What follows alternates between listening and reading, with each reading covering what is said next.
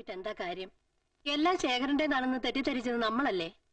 ആ അമേരിക്കക്കാര് കേസ് കൊടുക്കും മുമ്പ് കടങ്ങൾ വീട്ടണം. അതിനെന്താ ഒരു വഴി?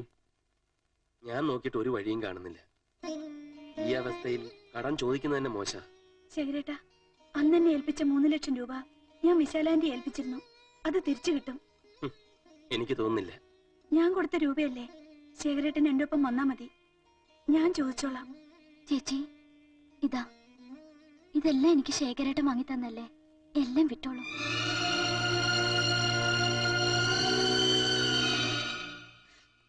ഒന്നും വേണ്ട മോളെ. ദൈവം പോലും പൊറുക്കാത്ത തെറ്റ് ചെയ്തുകൊണ്ട് എനിക്ക് ശിക്ഷ കിട്ടിയത്.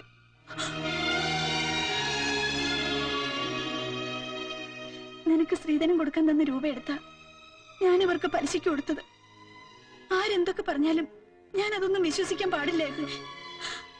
നിന്നെ ഇത്രയൊക്കെ ദ്രോഹിച്ചിട്ടും ഈ ചേച്ചിയോട് നിനക്ക് വെറുപ്പില്ലേ? എന്റെ ചേച്ചി, എനിക്ക് ചേച്ചി അല്ലാതാവില്ലല്ലോ. പ്രഭാവതിയുടെ പ്രഭയൊക്കെ തീർന്നു. ഇപ്പൊ വെറും വതിയായി. എന്തായിരുന്നു പത്രാസ്? എന്തായിരുന്നു അവളുടെ ഭാവം? ഒരു കൊച്ചമ്മ തമ്പുരാട്ടി ചമഞ്ഞ് നടക്കുകയല്ലായിരുന്നോ? അമ്മേ, ഇനി നമ്മളോട് വല്ല സഹായം ചോദിക്കോ? അതിന് നമ്മുടെ കയ്യിലൊന്നും ഇല്ലല്ലോ. ആകെ പാപ്പറടിച്ചിരിക്കുകയാണെന്ന് പറഞ്ഞാ പോരെ.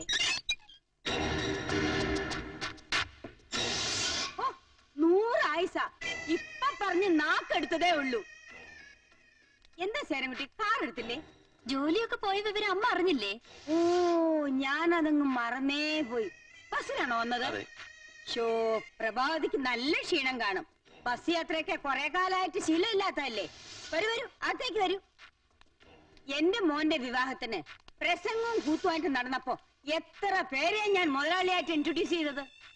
ഇപ്പൊ തൊഴിലാളി പോലും അല്ലെന്ന് അറിഞ്ഞപ്പോ മോശമായിപ്പോയി. അല്ല, എന്താ പ്രത്യേകിച്ച്? നിങ്ങളുടെ കുത്തുവാക്ക് കേൾക്കാൻ വന്നതല്ല. ഞാൻ തന്ന രൂപ മടക്കി വാങ്ങാനാ. ഏത് രൂപ? എന്ത് രൂപ? ആര് തന്നു?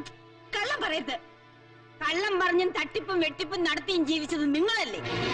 എരന്ന് തിന്നുന്നവനെ തുറന്നു തിന്നുന്ന സ്വഭാവം എനിക്കില്ല. ശേഖരേട്ടാ, ഞാൻ ഇവർക്ക് 3 ലക്ഷം രൂപ കൊടുത്തതാ. 1 വർഷം കൊണ്ട് ഇരട്ടിയാക്കി തിരിച്ചു തരാമെന്ന് പറഞ്ഞ വാങ്ങിയത്. ജീവിക്കാൻ വേറെ നിവൃത്തിയില്ലെങ്കിൽ 10 200 തന്ന് ഞാൻ സഹായിക്കാം. ലക്ഷങ്ങൾ വെറുതെ തരാൻ എന്റെ അടുത്തില്ല. ഞങ്ങൾ നിങ്ങളുടെ അവതാരത്തിന് വന്നതല്ല. വാങ്ങിച്ച രൂപ തന്നേ പറ്റൂ. ഇനി പ്രശ്നങ്ങൾ ഉണ്ടാക്കാനാണ് ഭാവമെങ്കിലേ ഞാൻ പോലീസിൽ കംപ്ലൈന്റ് ചെയ്യും.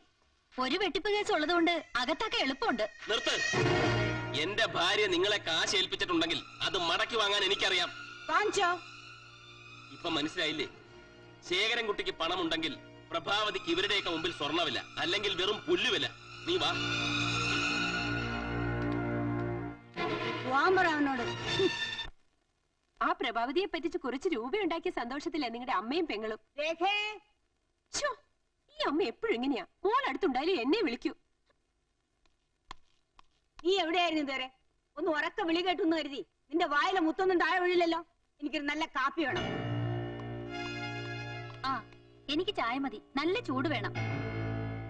ചായയും കാപ്പി മാറി മാറി എടുക്കാൻ ഇതെന്താ ഹോട്ടലാ? എന്തുപറ്റി? നീ അമ്മയോടും പെങ്ങളോടും പറഞ്ഞേരെ എന്റെ സ്വഭാവം മാറ്റരുതെന്ന്. കാര്യം അവരെന്റെ അമ്മയും പെങ്ങളുവാ. അവരെനിക്ക് ശരിക്കും അറിയാം. നീ ഇങ്ങനെ നിന്നു കൊടുത്താ അവര് രണ്ടുപേരും കൂടി നിന്റെ തലയിൽ കയറി നിരങ്ങും. അതുകൊണ്ട് എന്റെ മോള് നോക്കിയും കണ്ടൊക്കെ നിന്നാ മതി. അമ്മയ്ക്ക് ഷുഗറിന്റെ അസുഖം വരാതെ നോക്കണ്ടേ? പഞ്ചസാര വേണ്ട. ഞാനിപ്പൊ പാറപ്പുറത്തിരുന്നാലും കാശ. അത്ര നല്ല സമയ രാജയോഗമല്ലേ. ഇപ്പൊ തന്നെ വെറുതെ കിട്ടിയ 3 ലക്ഷം രൂപ നിന്റെ പേരിൽ ഫിക്സഡ് ഡെപ്പോസിറ്റ് ഇടാൻ പോവുക. ഇതെന്താ ഒരു കപ്പ്? എനിക്കില്ലേ? ഭർത്താവിന്റെ അമ്മയെ പരിചരിക്കാം, അത് നാട്ടുനടപ്പ്. പെങ്ങളെ കൂടി പരിചരിക്കണമെന്ന് വെച്ചാ തളർവാദം ഒന്നും പിടിച്ചിട്ടില്ലല്ലോ. നല്ല ചക്ക പോലെയല്ലേ ഇരിക്കുന്നത്. തന്നെ അങ്ങെടുത്ത് കുടിച്ചാ മതി. എന്താ മധുരായിട്ടില്ലേ? അമ്മയ്ക്ക് ഷുഗറാണെന്നാ ചേട്ടൻ പറഞ്ഞത്. ഷുഗർ നിന്റെ അമ്മയ്ക്കാടി. മോളെ രേണു, നിന്റെ അമ്മയ്ക്ക് എറിഞ്ഞുടയ്ക്കാനായി നിന്റെ അച്ഛൻ വാങ്ങിക്കൊടുത്ത ഒരുപാട് പാത്രങ്ങൾ ഇവിടെ കാണും. വെറുതെ ഇരിക്കുകയാണെങ്കിൽ ഇതൊക്കെ തൂത്ത് വൃത്തിയാക്കിക്കോ. ഇല്ലെങ്കിൽ ഈ പൊട്ടിച്ചിതറിയ ചില്ലൊക്കെ നിന്റെ അമ്മയുടെ കാലിൽ തന്നെ കുത്തി കയറും. അത് പിന്നെ നിനക്കൊരു ജോലിയായി തീരും. ഹലോ, ഞാനാ ശേഖരൻകുട്ടി. എന്ത് വേണം? കമ്പനിന്ന് കാശ് വെട്ടിച്ച കേസിൽ എന്നെ പോലീസ് ചോദ്യം ചെയ്തു. മറ്റേ 3 ലക്ഷത്തിന്റെ കാര്യം എനിക്ക് പറയേണ്ടി വന്നു. പോലീസ് അവിടെ എത്തുമെന്ന് ഉറപ്പാ. പണം അവിടെ ഇരിപ്പുണ്ടെങ്കിൽ ഉടനെ മാറ്റിക്കൂ, അല്ലെങ്കിൽ തട്ടിപ്പിന് കൂട്ടുനിന്ന് പറഞ്ഞ് നിങ്ങളെ അകത്താക്കും. ശേഖരൻകുട്ടി, അബദ്ധമൊന്നും കാണിക്കരുത്. ഞാൻ രൂപ തന്നേക്കാം. ഇനി എന്റെ കയ്യിൽ തന്ന പ്രശ്നമാവും. ഒരു കാര്യം ചെയ്യും, ദാക്ഷായണി അമ്മയ്ക്ക് കൊടുക്കാൻ ഏൽപ്പിച്ച രൂപയാണ്. ഇനി അത് അവിടെ കൊടുക്കുന്നതാണ് സേഫ്. എന്താ മുറിവാലായി? ആ കാശ് തിരിച്ചു കൊടുത്തില്ലെങ്കിലേ ചിലപ്പോ കേസും പുക്കാറും ആവും. ചങ്കു ചങ്കു, ഇയാളിത് എവിടെ പോയി കിടക്കുന്നത്? ഞാനിവിടെ ഉണ്ട്. ഉടനെ ഞാൻ ദാക്ഷായണിയമ്മയുടെ വീട് വരെ പോണം. ഇയാളിത് എവിടെ പോണത്? ദാക്ഷായണിയമ്മയുടെ വീട്ടിലേക്ക്. അയ്യോ അതല്ല, ആ പ്രഭാവതി തന്ന 3 ലക്ഷം രൂപ അവിടെ കൊണ്ടുപോയി കൊടുക്കണം. ഒന്ന് വേഗം ആവട്ടെ. കാശ് അതെന്റെ ഉണ്ടല്ലോ അല്ലേ?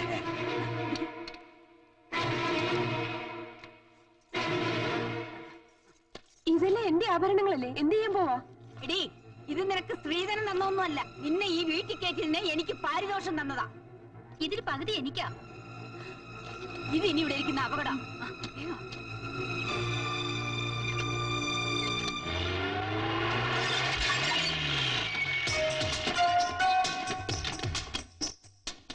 We are from Enforcement Department. ആരാ? എന്താ വേണ്ടേ? ഈ വീടും സെർച്ച് ചെയ്യണം. ഇവിടെ യാതൊന്നുമില്ലല്ലോ. മാറിക്ക്. നിങ്ങളുടെ പേരിൽ ഒരു പരാതി കിട്ടിയിട്ടുണ്ട്. നാഷണൽ എക്സ്പോർട്സിലെ ശേഖരൻകുട്ടിയുടെ കയ്യിൽ നിന്നും 3 ലക്ഷം രൂപ തട്ടിയെടുത്തായ ഒരു കംപ്ലൈന്റ്. അതിനെ കുറിച്ചൊന്നും എനിക്കറിഞ്ഞൂടാ. ഇതിലൊന്നും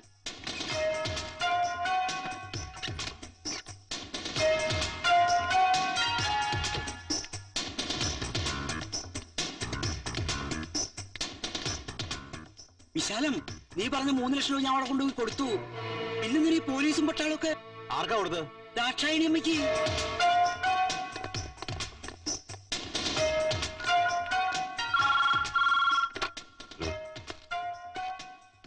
ഓപ്പറേഷൻ സക്സസ്. 3 ലക്ഷം ദാക്ഷായണിയമ്മയുടെ വീട്ടിലെത്തി. Very good, proceed.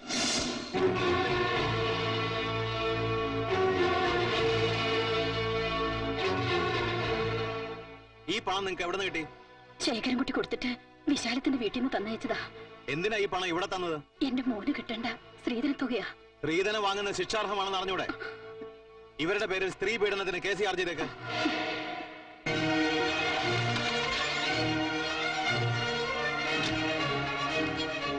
മോനെ രഘു, നീ വന്നറിഞ്ഞ് ഇങ്ങോട്ട് പോന്നതാ. ഒത്തിരി തെറ്റ് ചെയ്തവളാ ഞാൻ. എന്നോട് പൊറുക്കണം. മക്കൾ രണ്ടാളും എന്റെ കൂടെ വീട്ടിലേക്ക് വരണം. മോളെ, ഇനി നിന്നെ ഞാൻ നുള്ളി നോവിക്ക പോലും ഇല്ല. ഞങ്ങൾ ഈ വഴി വയനാട്ടിലോട്ട് പോവാ. നിങ്ങൾ പോയാ പിന്നെ ഞാൻ കമ്പിയിൽ എണ്ണി നരകിക്കേണ്ടി വരും. ശ്രീധരൻ മേടിച്ച കുറ്റത്തിന് എന്റെ പേര് കേസ് എടുത്തിരിക്കുകയാണ്. നിങ്ങൾ വേണം എന്നെ രക്ഷിക്കാൻ. ടീച്ചറെ, എനിക്ക് മാപ്പ് തന്ന് എന്റെ പിള്ളേരെ എന്നോട് പറഞ്ഞയക്കണം. രഘു, അമ്മയുടെ കണ്ണീര് കണ്ടില്ലേ? അവർക്ക് കുറ്റബോധമുണ്ട്. നിങ്ങൾ അവരോടൊപ്പം കുറച്ചു ദിവസം കഴിഞ്ഞിട്ട് പോയാ മതി. അമ്മ പറഞ്ഞുകൊണ്ട് ഞങ്ങൾ പോവാം. പക്ഷെ വീട്ടിൽ ചെന്നാലേ ഇവരുടെ വിധം ഇനിയും മാറും. അതെ, കോടതിയിൽ നിന്ന് ജാമ്യം കിട്ടാത്ത കേസാ ഈ സ്ത്രീധന പ്രശ്നം. ഒരു 10 കൊല്ലം വരെ കഠിന തടവ് ഉറപ്പാ. മര്യാദക്കിരുന്നാൽ രക്ഷിക്കാൻ ഞങ്ങളൊക്കെ കാണും. ഇല്ലെങ്കിൽ ഗോതമ്പുണ്ടേ നിന്ന് അഴി എണ്ണേണ്ടി വരും. ഇനി ഞാൻ ഒരു തെറ്റും ചെയ്യൂല. ചെയ്താൽ ഗോതമ്പുണ്ട, അത്ര തന്നെ. എല്ലാം എടുത്തോണ്ട് പോയപ്പം ചിലത്തൊക്കെ സമാധാനായല്ലോ. സ്വയം വരുത്തി വെച്ച വിനയല്ലേ? ഇനി കേസ് നൂലാം മലയാളം വേറെ വരും. നീ എന്നെ പേടിപ്പെടുത്തണോ? ചില ഐശ്വര്യം കെട്ട എണ്ണങ്ങൾ വീട്ടിൽ കാലെടുത്ത് കുത്തിയാ ആ വീട് മുടിയും. ആരാടി ഐശ്വര്യം കിട്ടത്? ഞാനോ? ദേ, എന്നെ എടി പൊടിന്ന് വിളിച്ചാലുണ്ടല്ലോ. നീ എന്ത് ചെയ്യും? ഈ കുറച്ചു ദിവസമായി ഞങ്ങളെ തോളത്ത് കയറിയിരുന്ന് ചെവി കടിക്കാൻ തുടങ്ങിട്ട്. കൂടുതൽ വിളഞ്ഞാൽ വെച്ചേക്കില്ല ഞാൻ. അതെ, കൊന്നുകളാരും മടിക്കില്ലെന്ന് എനിക്കറിയാം. അതുകൊണ്ട് കരുതി തന്നെ ജീവിക്കണത്. നിന്നെ കൊല്ലണമെന്നുണ്ടെങ്കിലേ നീ എത്ര കരുതിയിരുന്നാലും ഇരു ചെവി അറിയാതെ നിന്നെ ഇല്ലാതാക്കാൻ എനിക്കറിയാം. എന്റെ മോനെ കൊണ്ട് നിന്നേക്കാൾ കഴിവുള്ള വലിയ ഇടത്തുനിന്ന് കെട്ടിക്കാനും എനിക്കറിയാം. ഇവൾ എന്ത് തെറ്റാ നിങ്ങളോട് ചെയ്തത്? സ്ത്രീധനമായിട്ട് കുറെ എണ്ണി വാങ്ങിച്ചില്ലേ? അതിന്റെ നന്ദി എങ്കിലും കാണിച്ചൂടാ? എണ്ണി വാങ്ങിച്ചൊക്കെ എടുത്തോണ്ട് പോയില്ലേ? വീട്ടിൽ ചെന്ന് കുറച്ചുകൂടെ എടുത്തോണ്ട് വന്നിട്ട് ഇവിടെ നിന്ന് വലിച്ചാ മതി. എന്റെ വീട്ടിൽ നേരം മേടിച്ച കാശിന്റെ പലിശയും കൂടി ചേർത്താ നീയും നിന്റെ പണിയില്ലാത്ത ഭർത്താവ് 3 നേരം വെട്ടി വിഴുങ്ങി ഇവിടെ കഴിയണത്. അങ്ങനെ തന്നെയാണ് ഞാൻ കഴിയുന്നത്. നിന്റെയൊക്കെ ദുരഭിമാനത്തിന്റെ പേരിൽ എനിക്കുണ്ടായിരുന്ന മാന്യമായ ജോലി ഇല്ലാതാക്കി എന്നെ വീട്ടിലിരുത്തിട്ട് ആരെങ്കിലും സത്യം തുറന്നു പറയുമ്പോ നിനക്ക് നിന്റെ തള്ളക്ക് സഹിക്കണില്ലല്ലേ? നിനക്ക് എന്താ അർഹതയുണ്ടോ എന്റെ മോളെ അടിക്കാൻ? ഞാനുള്ള ഭർത്താവായതുകൊണ്ട്. തന്റെ അവിടെ ഉള്ള ഒരു ഭർത്താവിന്റെ നിങ്ങൾക്ക് അറിയില്ലല്ലോ. കൺഗ്രാറ്റുലേഷൻസ്. ഇതുപോലെ ഞാൻ ഇവിടെ കാരണത്ത് കൊടുത്തിരുന്നെങ്കിൽ ഇവിടെ പണ്ടേ ഒതുങ്ങിയാണ്. അതിന് ഇനിയും സമയം വൈകിട്ടില്ല. എന്നെ എന്റെ മക്കളെയും ഭരിക്കാന്ന് ആരും കരുതണ്ട. നിങ്ങളുടെ മോളുടെ കൈ എന്റെ കരണത്ത് വീണിട്ടുണ്ടെങ്കിൽ ഞാനതിന് പകരം ചോദിക്കും. നോക്കിക്കോ. സ്ത്രീധനം മേടിച്ച കുറ്റത്തിന് ദാശായണിയമ്മ കോടതി വരാണ്ട് നിരങ്ങി നടക്കുന്നത് കണ്ടില്ലേ? അതുപോലെ നിങ്ങളും നടക്കും. ഇവിടുന്ന് പിടിച്ചെടുത്ത സ്വർണം മുഴുവൻ എന്നെ പീഡിപ്പിച്ച് വാങ്ങിയതാണെന്ന് കോടതിയിൽ ഞാൻ മൊഴി കൊടുത്തു. എന്റെ കൊക്കില് ജീവനുണ്ടെങ്കിൽ നിങ്ങളെ രണ്ടിനെയും ഞാൻ കമ്പിയിൽ എണ്ണിക്കും. ഇനി എത്ര നല്ല സമയമായാലും രാജയോഗമായാലും ജയില് തന്നെയാ. ശിക്ഷയ്ക്കും മേളം ഉണ്ടാവില്ല. എന്റെ ഈ കൊക്കില് ജീവനുണ്ടെങ്കിൽ നിങ്ങൾ രണ്ടിനെയും ഞാൻ കമ്പിയിൽ എണ്ണിക്കും. ഇനി എത്ര നല്ല സമയമായാലും രാജയോഗമായാലും ജയില് തന്നെയാ. ശിക്ഷയ്ക്ക് ഇളവുണ്ടാകുകയില്ല.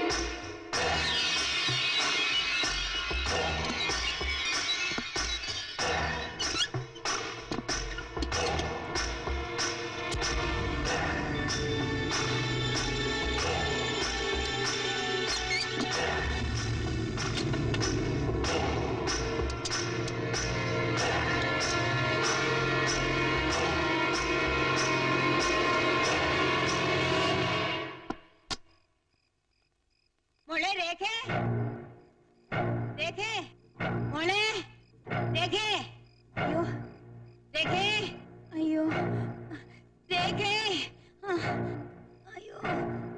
എന്താ? എനിക്ക് വല്ലാതൊരു വിമിഷ്ടം. കുറച്ച് ചൂടുവെള്ളം ഉണ്ടാക്കിത്താ, ആവി പിടിക്കണം.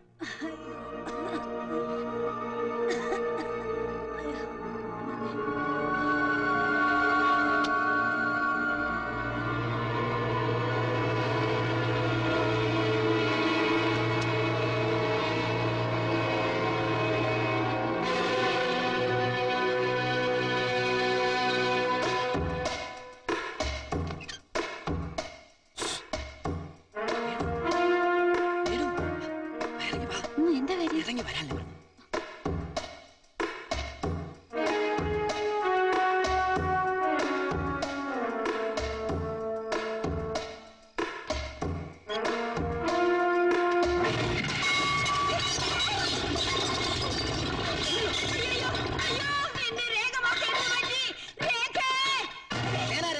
അവക്കൊന്നും പറ്റിയിട്ടില്ല. അപ്പൊ പിന്നെ ആർക്ക് എന്താ സംഭവിച്ചത്?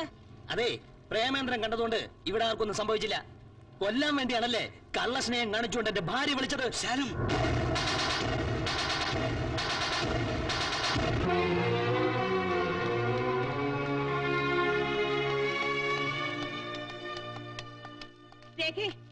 വേണ്ട, ഇനി ഒരു നിമിഷം ഞാൻ ഈ വീട്ടിൽ നിൽക്കില്ല. മോഹൻ എന്നോടൊപ്പം ജീവിക്കണമെന്നുണ്ടെങ്കിൽ എനിക്ക് ശ്രീധരമായി തന്നെ ആ കാറും എടുത്ത് ഇപ്പൊ എന്റെ കൂടെ ഇറങ്ങണം. നിങ്ങളുടെ ശബ്ദം കേൾക്കുമ്പോ തന്നെ ഇപ്പൊ എനിക്ക് പേടിയാ. ഒരു നിമിഷം പ്രേമൻ അത് കണ്ടില്ലായിരുന്നെങ്കിൽ കത്തിക്കരിഞ്ഞ എന്റെ ഭാര്യയുടെ ശവം എനിക്ക് കാണേണ്ടി വന്നേനെ. ഇനി ഒരിക്കലും ഒരു അമ്മ മകൻ ബന്ധവും പറഞ്ഞ് എന്റെ അടുത്ത് വന്നേക്കരുത്.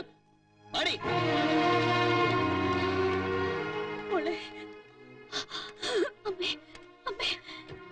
എന്താടി തള്ളയും കെട്ടിപ്പിടിച്ചെന്ന് മോങ്ങുന്നത്? നിന്റെ അമ്മയ്ക്ക് സ്വന്തത്തിന്റെയും ബന്ധത്തിനും വില അറിയില്ല. ആളെ കൊല്ലാൻ വരെ മടി കാണിക്കാത്ത സ്ത്രീയാ. വേണ്ട, നിങ്ങൾ ചെയ്തു കൂട്ടിയ ദ്രോഹങ്ങൾ എന്തൊക്കെയാണെന്ന് അറിയോ? ഇത്രയും കാലം എന്നെ കൂട്ടിലിട്ട് വളർത്തിയതിന് നന്ദി. കൂടും തകർത്ത് ഞാൻ പോവാ. പാടി. അമ്മ ഒറ്റയ്ക്കാവില്ലേ? അമ്മ പോയി എടുത്തോടി പറ്റി കിടക്കും. ഇനി അവൾ എന്റെ ഭാര്യയായിട്ട് എന്റെ വീട്ടിൽ കഴിഞ്ഞാ മതി. ഇനി ഇവിടെ നിന്നാലേ വേണ്ട. പ്രേമേന്ദ്ര, എന്നോട് ക്ഷമിക്ക്. ഞാൻ ചേട്ടാ, ഓ എന്റെ കല്യാണത്തിന് ശ്രീധരമായി തന്ന കാറിന്റെ കീ ഇതെടുത്ത് പരടത്ത് വെച്ചോ. പ്രേമേന്ദ്ര, പുറകെ നിന്ന് വിളിക്കരുത്. അവര് മുന്നിൽ നിന്നാലും പിന്നിൽ നിന്നാലും ശകുനപ്പിഴയാ. തിരിഞ്ഞു നോക്കാതെ പാടി.